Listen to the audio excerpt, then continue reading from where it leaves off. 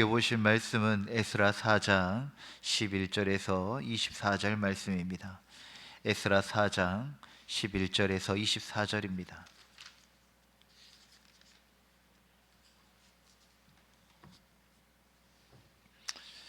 하나님의 말씀을 한 절씩 교독하겠습니다. 아닥사스다 왕에게 올린 그 글의 초본은 이러하니 강 건너편에 있는 신하들은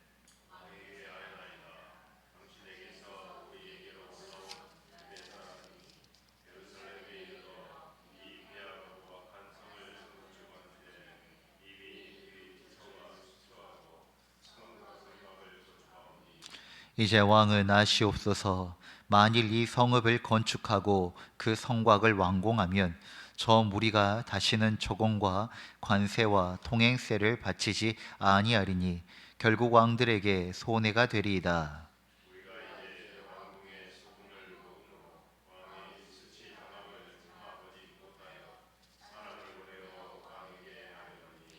왕은 조상들의 사기를 살펴보시면 그 사기에서 이 성읍은 패역한 성읍이라 애로부터 그 중에서 항상 반역하는 일을 행하여 왕들과 각 도에 손해가 된 것을 보시고 아실지라 이 성읍이 무너짐도 이 때문이이다.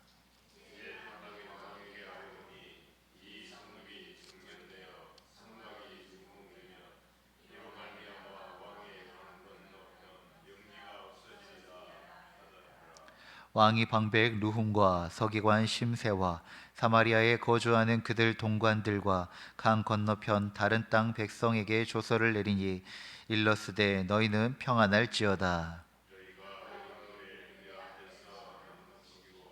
명령하여 살펴보니 과연 이 성읍이 애로부터 왕들을 거역하며 그 중에서 항상 패역하고 반역하는 일을 행하였으며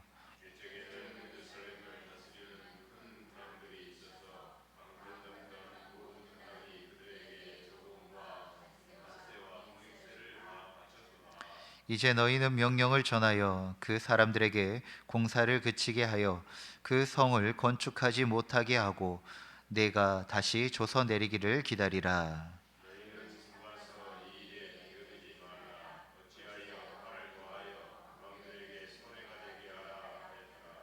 아닥사스다 왕이 조서 초본이 루훔과 서기관 심세와 그의 동료 앞에서 낭독되매 그들이 예루살렘으로 급히 가서 유다 사람들을 보고 권력으로 억제하여 그 공사를 그치게 하니 예루살렘에서 하나님의 성전 공사가 바사왕 다리오 제2년까지 중단되니라. 아멘. 하나님의 일을 할 때마다 꼭 방해가 되는 것들이 있습니다. 그 중에 한 가지가 바로 거짓의 소리입니다. 하나님께서 예루살렘의 성전을 다시 세우려고 할 때 유다 백성은 처음에는 큰 감격으로 벽돌을 올리며 찬송했습니다. 그러나 바로 그때 주변의 사마리아 사람들이 이 예루살렘 유다 백성들을 향하여 거짓과 모함으로 방해하기 시작했습니다. 그들은 아닥사스다 왕에게 편지를 보내어 유다 사람들은 패역한 자다, 반역의 무리라고 고발합니다. 하나님의 일은 항상 평탄하는 가운데 일어나지 않습니다. 언제나 진리와 거짓의 그 전쟁터의 중심에서 하나님의 역사는 시작된다는 것입니다. 하나님은 성전을 세우게 하지만 또 사단은 언제나 그 성전을 무너뜨리려 하기 때문인 것입니다. 오늘 본문은 거짓의 사람들이 어떻게 하나님의 일을 방해했는지, 그리고 하나님께서 그런 상황 속에서도 어떻게 일하셨는지를 보여주십니다. 이 말씀은 우리로 하여금 거짓된 세상 속에서, 상황 속에서 하나님의 진리를 붙드는 신앙을 배우게 하는 말씀입니다. 그러기 위해서 우리가 거짓에 대한 어떤 성격들을 바르게 알아야 합니다. 거짓은 언제나 우리의 두려움을 자극합니다. 사람의 감정 중에 가장 힘 있는 감정이 사랑이죠. 그런데 사랑만큼 강력한 감정 중에 하나가 바로 두려움입니다. 사단은 감히 사랑에 대하여서는 접근할 수 없습니다. 왜냐하면 사랑은 온전히 하나님의 성품이기 때문입니다. 그래서 사단은 항상 이 거짓으로 무엇을 건드냐? 바로 우리 안에 있는 두려움을 자극하고 또한 그 두려움을 조장하는 것입니다. 사마리아 관리들이 아닥사스다 왕에게 거짓 편지를 올립니다. 그들의 편지의 핵심은 이렇습니다. 13절 말씀을 요약하면, 왕이시여, 예루살렘은 폐역하고 반역하는 성읍입니다. 그들이 성곽을 완공하고 조공도 바치지 않을 것이고 왕의 통치에 해가 될 것입니다. 왕은 자신의 통치하는 그 지역이 안정되고 그리고 그 질서와 권위가 바르게 되는 것이 가장 중요합니다. 거기 안에서 반역이라고 하는 이 단어, 폐역이라고 하는 이 단어는 왕에게는 굉장히 거슬리는 단어라는 것입니다. 사마리아인들이 바로 아닥사스다에게 그렇게 거짓을 고합니다. 그런데 거짓은 결코 100% 전부 다 거짓이 아닙니다. 거짓은 항상 부분의 진실에 기대어 있습니다. 왜냐하면 그래야지 사람들이 믿기 때문입니다. 다 거짓은 사람이 믿지 않죠. 그런데 그래서 항상 그 거짓 안에는 부분의 진실이 담겨져 있습니다. 이 사마리아인들이 아닥사스다 왕에게 했던 그 부분의 진실은 무엇인가? 바로 이런 이야기를 하는 겁니다. 왕이시여, 예루살렘은 과거에 반역한 적이 있습니다. 그렇기 때문에 또 반역할 것입니다 라고 하는 이야기인 것입니다. 물론 예루살렘이 과거에는 그러한 적이 있었지요. 그러나 지금 유다 백성들은 회개하고 돌아와 하나님의 은혜와 은총 가운데 다시 이 나라가 회복되어질 것을 간절히 바라는 그런 굉장히 연약한 가운데 있는 상태였다라는 것입니다. 그런데 그들은 옛날의 그 기록을 들추어 현재의 상황을 부정하게 합니다. 이것이 바로 거짓의 전형적인 방식입니다. 거짓은 항상 부분의 사실로 전체를 왜곡하는 것입니다. 우리가 종종 이런 말을 하죠. 과거에 우리가 어떠한 실수를 한 적이 있습니다. 그 사람 그때 그랬습니다. 그러니까 또 그럴 것입니다 라고 확정시켜 버린다는 겁니다. 그런데 하나님의 역사 가운데 우리는 언제든지 변할 수 있고 다시 새로운 길을 갈 수 있는데, 자신의 의견을 관찰시키기 위하여 과거의 부분의 사실을 가지고 전체의 방향을 왜곡하려고 하는 것, 그것이 거짓이 가지고 있는 전형적 방식이라는 것입니다. 바로 그때 무엇을 자극하는가? 우리의 두려움을 자극합니다.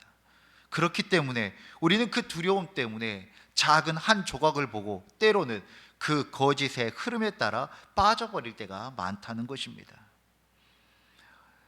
사단은 언제나 이런 방식으로 우리를 무너뜨리고 우리의 삶과 우리의 평안과 관계를 깨트리려고 한다는 것입니다. 에덴 동산에도 마귀는 하나님의 말씀을 왜곡했지요. 창세기 3장 1절에 보면 이런 구절이 있습니다. 하나님이 참으로 너희에게 모든 동산 모든 나무 열매를 먹지 말라 하시더냐. 부분의 진실이 있죠. 하나님께서 분명히 먹지 말라고 한 열매가 있습니다. 그러나 모든 나무 열매를 먹지 말라고 하진 않으셨습니다. 부분의 진실을 가지고 하나님의 뜻을 비트는 것입니다. 사랑하는 성도 여러분, 바로 이것이 죄입니다. 우리는 죄라고 하는 것이 큰 잘못이나 윤리적이나 도덕적 그러한 잘못을 저지르는 것을 죄라고 하지만, 성경적 죄는 관역에서 빗나가다라고 하는 것이 죄의 본질적인 의미입니다. 작은 그 진실을 담아 그 거짓을 통하여 왜곡함을 통해 결국에 하나님의 뜻을 비트는 것이 사단의 근본적인 전략인 것입니다.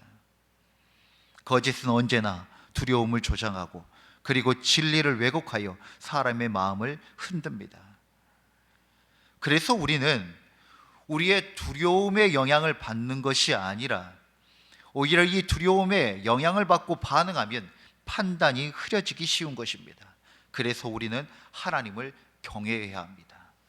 하나님께서 항상 말씀하시죠. 강하고 담대하라, 두려워하지 말라라고 합니다. 그리고 나서 내가 너와 함께하리라 라고 말씀하십니다. 너의 연약함과 너의 상황 가운데 빠지지 말고 그것을 두려워하지 말라. 오히려 그 두려움의 대상이 누가 돼야 되냐?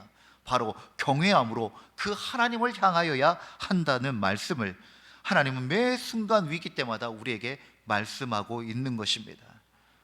우리의 걱정, 염려, 두려움이 머무는 그 상황이 있습니다. 물론 만만치 않지요. 그러나 우리의 마음과 시선이 머물러야 하는 것은 그 두려움의 현장이 아니라 그 모든 문제보다 높고 능력 있으시고 주권을 가지고 계시는 여호와 하나님을 경외하는 것이 믿는 자들의 바른 방향인 줄 믿습니다. 우리 안에 있는 그 두려움에 복종하지 마시고 하나님을 경외하는 우리가 되어지길 간절히 소망합니다. 두려움 때문에 부분의 사실에 쉽게 용납할 것이 아니라 그 모든 것이 온전히 하나님의 말씀에 합당하는지 점검해보는 지혜로운 사람들이 되어지기를 간절히 소망합니다. 어느 순간 거짓은 권력을 이용하여 하나님의 일을 멈추게 합니다. 사마리아 사람들이 왕에게 한번 조사해 보십시오, 옛날에 그런 역사가 있습니다 라고 해서 왕이 자신의 신하들을 통하여 조사합니다. 정말 역사 기록을 살펴보니 과거에 예루살렘이 반역했던 적들이 있었던 것입니다. 그리고 그 기록만 보고 왕은 이렇게 명령합니다. 21절이죠. 이제 너희는 명령을 전하여 그 사람들에게 공사를 그치게 하여 그 성을 건축하지 못하게 하라. 만약 한쪽에 누군가의 그런 이야기를 들어봤다면 정말 그런 것인가 확인을 해야 합니다. 양쪽의 이야기를 다 들어봐야 한다는 것입니다. 그런데 한쪽의 이야기만 듣고 아닥사스다 왕은 바로 명령해 버립니다. 그들의 성전을, 그들의 성읍 건축을 공사하는 것을 그치게 하라, 못하게 하라, 딱 명령을 내려버립니다. 그리고 이 명령을 가지고 가는 이 사마리아 사람들, 이 거짓을 말한 사람들이 이 왕의 명령을 자신들의 권력으로 바꾸어 버립니다. 권력으로 바꾸어 23절에 그들은 이스라엘을 달려가 권력으로 억제하여 하나님의 백성의 손을 멈추게 하였다라고 말합니다. 여기서 중요한 것은 거짓의 세력은 결국 무엇으로 작용하는가? 힘과 권력의 언어로 사용되어진다는 것입니다. 거짓은 결코 의와 평강을 위하여 향하여 가지 않습니다. 결국에 그것이 하나의 힘이 되어져 억압이 되어지고 강압이 되어지고 핍박이 되어진다는 것입니다. 무언가를 전달하고 그리고 바꿀 때는 우리는 꼭 설득의 과정이 필요합니다. 그리고 거기 안에는 하나님의 말씀을 근거하여 합당한 지혜로운 논리가 필요한 것입니다. 그런데 이들은 논리보다 압박을, 진리보다 강압을 앞세웁니다. 사랑하는 성도 여러분, 설령 우리에게 힘과 권력이 주어지더라도 우리는 결코 잊어서는 안 되는 것이 있습니다. 이 모든 힘과 권위는 바로 하나님으로부터 위임된 힘과 권위라는 것을 반드시 기억해야 한다는 것입니다. 우리에게 들린 그 힘과 권위가 설령 내 것이라고 착각하고 그것이 권력이 되어지고 강압이 되어지고 그리고 억압이 되어서는 안 된다는 것입니다. 우리에게 힘과 위임된 그 권위가 있다면 그것을 사용할 때도 하나님의 뜻에 합당해야 하며 하나님의 영광이 드러나야 하는 것입니다. 그리고 때가 되면 다시 그 모든 것을 온전히 주님께 내어드려야 합니다. 그것이 바로 청지기의 의식이고 위임받은 권위자들의 지혜이고 마땅한 태도인 것입니다. 그런데 거짓의 세력은 이 힘과 권력을 가지고 현장을 억압하고 핍박하고 있다는 것입니다. 그러나 이런 상황 속에서도 우리는 기억하십시오. 하나님의 일은 사람의 힘으로 막을 수 없다는 것입니다. 분명히 그들의 공사는 멈추게 됩니다. 그렇게 되면 하나님의 계획이 멈춰져 버리고 끝나버린 것처럼 보여집니다. 악이, 거짓이, 권력이 잡았을 때 믿음의 사람들이 낙심하고 모든 것이 좌절되는 것처럼 느껴질 수 있다는 것입니다. 그러나 그럴 때 믿음의 사람들은 낙심하지 말고 오히려 기다려야 합니다. 조급할 거 없습니다. 왜냐하면 하나님의 일은 하나님 때에 하나님께서 하시기 때문입니다. 사람이 멈추게 한 것이 아니라 그 멈춤을 허락하신 것도 여호와 하나님의 주권이라는 것입니다. 그러면 오히려 하나님의 때로 그 일을 멈추게 하심 역시 더욱 깊은 역사를 준비하고 있다라고 하는 믿음으로 받을 수 있어야 된다는 것입니다. 본문은 이렇게 마무리됩니다. 이에 예루살렘에서 하나님의 성전 공사가 바사왕 다리오 제2년까지 중단되니라 라고 기록되어져 있습니다. 분명 성전 공사는 중단되었습니다. 눈에 보이기에 하나님의 일이 실패한 것처럼 보이지요. 하지만 그것은 끝이 아니라 잠시 멈춤이었습니다. 다리오 왕이 즉위한 후 바로 2년째 하나님은 선지자 학개와 스가랴를 보내 백성의 믿음을 다시 일으키십니다. 그리고 멈췄던 성전 공사가 다시 시작되게 됩니다. 하나님은 인간의 거짓과 방해 속에서도 결국 자신의 뜻을 이루어내신다는 것입니다. 거짓은 잠시 멈추게 할 수 있지만 결코 하나님의 계획을 영원히 멈춰서게 할 수 없다는 것입니다. 왜냐하면 이 모든 역사와 모든 일은 하나님의 주권 안에 있기 때문입니다. 그러니 순간의 두려움과 그 멈춤에 좌절할 것이 아니라 결코 포기하지 아니하시고 이루시는 하나님의 그 신원, 모든 것을 풀어주시고 불의를 바로잡으시는 하나님의 그 공의적인 행위인 그 신원을 믿고 나아가시는 믿음의 백성들 되어지기를 간절히 소망합니다. 그러니 하나님의 일을 할 때는 속도보다 항상 우리의 마음과 시선과 방향이 하나님께 향하여 있는가, 그것을 점검하여야 합니다. 때로는 멈춰설 수 있습니다. 그러나 그 멈춤도 은혜요, 기다림은 믿음이 되어집니다.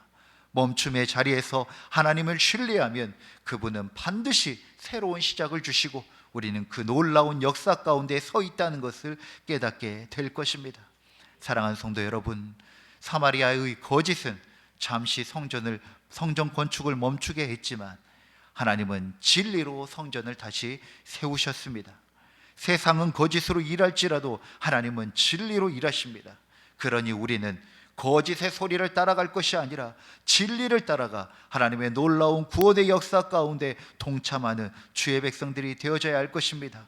거짓의 시대 속에서도 진리를 말하고 진리를 붙들며 진리로 살아가십시오. 하나님은 진리 가운데 서 있는 자를 반드시 지키시고 일으켜 세우십니다. 기도하시겠습니다.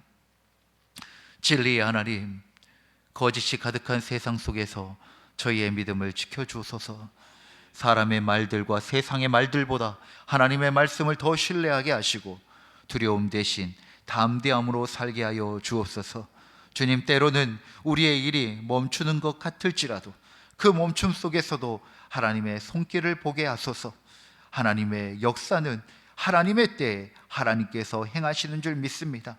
거짓의 사람들 속에서도 우리가 진리의 사람으로 서게 하여 주시고 끝내 주의 영광을 드러내는 삶이 되게 하여 주옵소서. 이 말씀이 우리의 삶 가운데 이루어지고 세워지기를 간절히 소망하오며 우리 주 예수 그리스도 이름으로 기도드립니다. 아멘. 주님이 가르치신 기도로 예배를 마치겠습니다. 하늘에 계신 우리 아버지, 아버지의 이름을 거룩하게 하시며 아버지의 나라가 오게 하시며 아버지의 뜻이 하늘에서와 같이 땅에서도 이루어지게 하소서. 오늘 우리에게 일용할 양식을 주시고 우리가 우리에게 잘못한 사람을 용서하여 준 것 같이 우리 죄를 용서하여 주시고 우리를 시험에 빠지지 않게 하시고 악에서 구하소서. 나라와 권능과 영광이 영원히 아버지의 것입니다. 아멘. 우리의 기도를 주님께 올려드립시다.